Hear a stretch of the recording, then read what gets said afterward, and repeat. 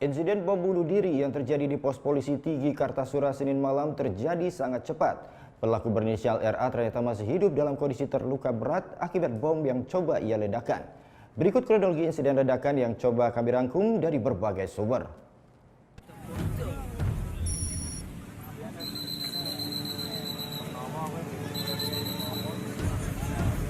Senin malam pukul 22.30 waktu Indonesia Barat, seorang warga terduga pengebom tergeletak di depan pos polisi Tugu Kartasura, Sukoharjo, Jawa Tengah.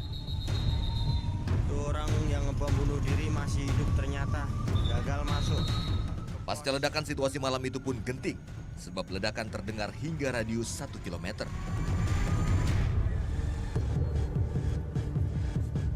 Pelaku yang terluka malam itu masih tergeletak tak berdaya. Polisi melarang warga mendekat karena khawatir ada bom susulan. Pengamanan di Tugu Kartasura pun diperketat.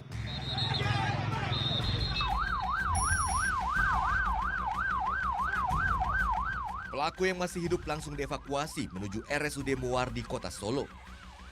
Saat itu identitas pelaku terkuak, inisialnya RA yang tinggalnya tak jauh dari TKP. Usai insiden ini, polisi langsung melakukan olah TKP di lokasi.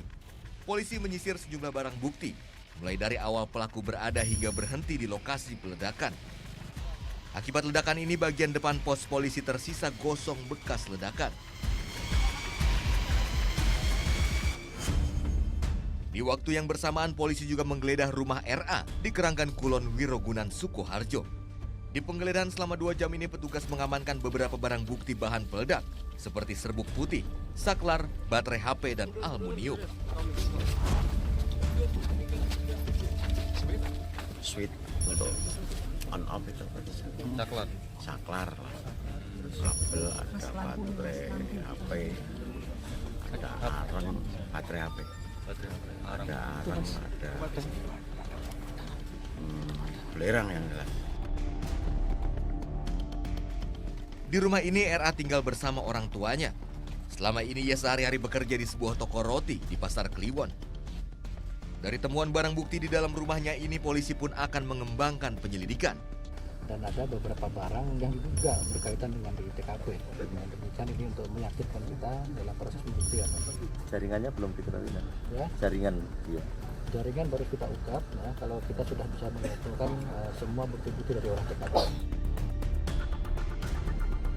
Meski terkesan sebagai lone wolf atau aktor tunggal pengeboman, keterkaitan pelaku dengan jaringan teroris di Indonesia kini tengah ditelusuri, termasuk mencari sumber paparan ajaran radikalisme yang ia terima. Tim Liputan melaporkan untuk NET.